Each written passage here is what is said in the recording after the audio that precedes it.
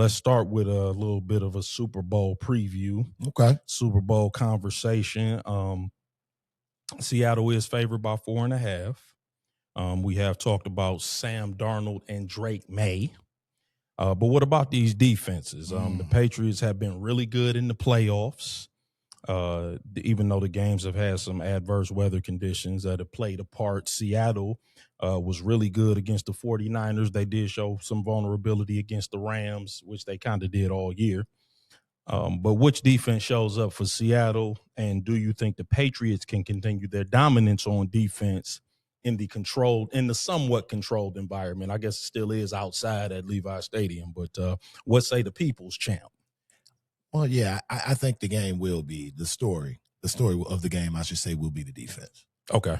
I think that will be the dominant story. I think coming into this game, you have a young quarterback in Drake May, 23 years old, and then you have Sam Darnold, as we spoke on before, with a lot on the line, and has shown some tendencies to turn the ball over. So, and then you factor that in with Drake May's turnovers in the playoffs. So I think, again, the defense will be the story, but I think the 4.5 sounds about right to me. I think it may be a little closer. I'm thinking maybe a 3-point game, somewhere like I think a 3-point game, and I do have Seattle pulling it out because I just feel that they can disrupt May a little bit more. I just think that Darnold's seen more of it. Gotcha. Just in terms of just different looks in terms of defense. I don't expect either defense to be quite as stifling as they have been against Seattle during the regular season and New England so far in the playoffs. Okay. First New England, and for different reasons, right? So first New England, because obviously, as I mentioned, this is somewhat of a controlled environment, right? Also, Seattle, they'll be by far the best offense they faced during this postseason. The Chargers, they have some nice offensive weapons, but they basically had a decimated offensive line. No Rashawn Slater, no Joe Alt.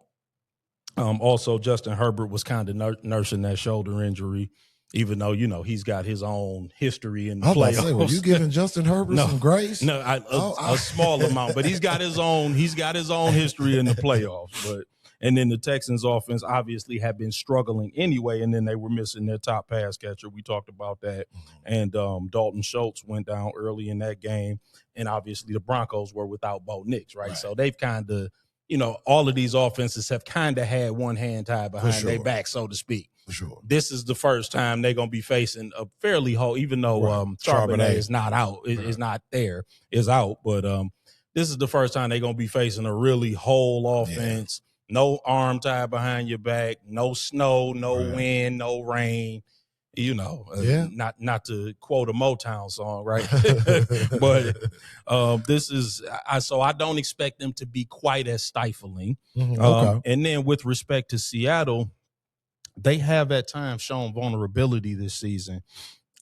While New England has struggled to protect the passer, the Seahawks, they don't blitz a lot. That's true. So, the Texans. But do you need to with Leonard Williams? No. They will get to Drake May enough. I think they will pressure him. I agree with you on that point. They will pressure him some.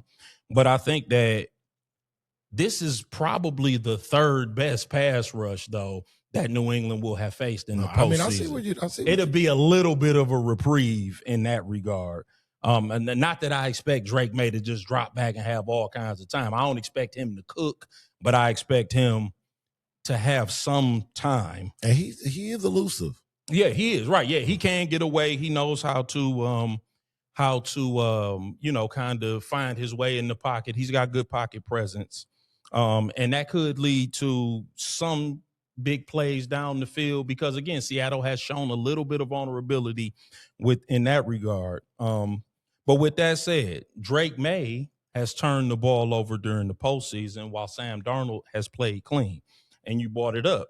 Sam Darnold led the league in giveaways during the regular season while Drake May played fairly clean. Right. Who do you trust more in the Super Bowl, Sam Darnold or Drake May? What say the people's champ? Oh, man. Excuse me. You know, I really love what Drake May has put down in the regular season. Mm-hmm. The playoffs, it has been a struggle. Yeah. Yeah, he has. He's struggled. He's put the ball on the ground a lot. Like, he hasn't even lost all the fumbles that he's put down. He's luckily recovered a lot of them. And then, you know, with Sam Darnold, we've seen literally the good, bad, and ugly with this dude. That's true. But for 60 minutes for it all, I'm gonna go with Sam Darnold. Okay. I'm gonna give a slight edge to Drake May. Okay. And not because of Drake May necessarily, but again, Seattle's defense is very good, but is not very exotic. Okay. Right? They don't do a lot of exotic stuff. They don't give you a lot of looks. That's why a quarterback like Stafford presents them with so many challenges. New England's defense, on the other hand, gives you a ton of different looks. They disguise extremely well. They depend on more deception than Seattle. So I expect that to confuse Darnold at least once. I do expect him to have at least one giveaway. Yeah. Now, you know I like a good stat, right? Okay, of course. Right. So there are two teams in the NFL who have winning records when their quarterback has multiple turnovers. Spoiler alert. They're the two teams that are playing in the Super Bowl. Yeah. Seattle is 5-1. Yeah. New England is 4-1. Nobody else is over 500.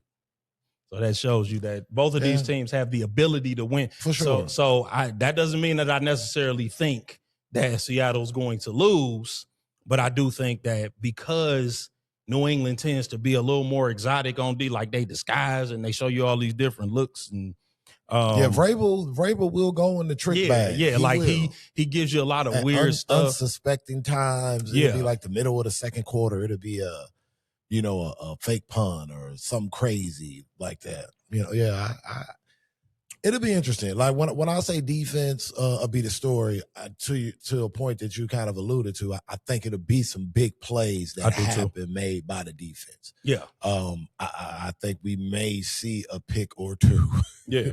I just think because you got the guys, if we're looking at trends, are kind of loose with the ball. Yeah. Yep. So because like you said, Drake May has been in the postseason.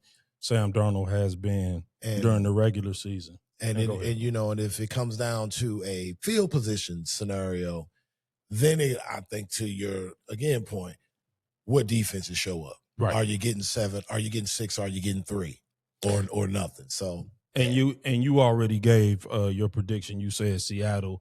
I tend to agree. I think Seattle is the more well-rounded team. New England is a little green, a little young.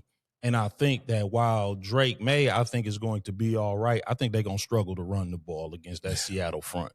And New England's offensive line just doesn't get enough push. I think that early they might be able to get a little something going with Ramondre Stevenson, but I think eventually Seattle's D will bow up, stop the run, force Drake May to try to win the game by himself, which eventually I think is what will stifle New England.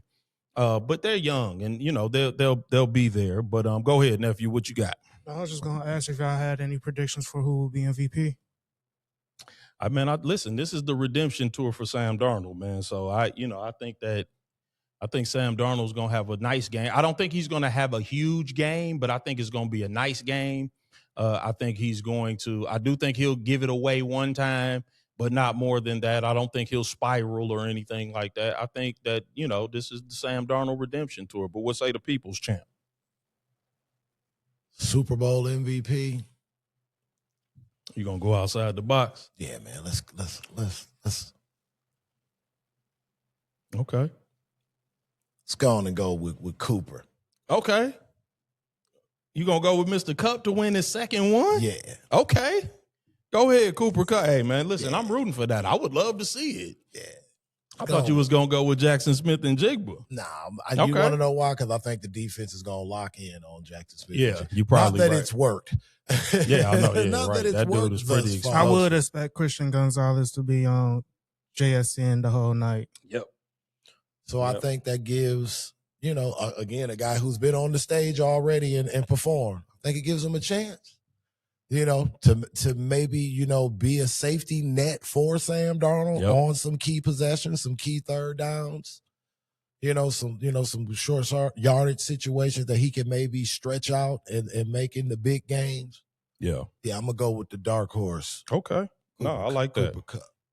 I like that. I like that a lot. So we'll be on the lookout for that, man. One more thing. Do you expect Seattle to cover? You kind of alluded to that. You said you think it's going to be more like a 3-point game. I mean, we know how the last one ended between these two teams. Yeah. I think it'll be closer. I think 3. Yeah, okay. Three or 4, 3 or 4. I think, a missed field goal or something like that'll be the hanging balance that throws that number. Keeps so the people's champ is telling you, man, take New England in the points. Yes, sir. Even though or Seattle on the money line. Seattle on the money line.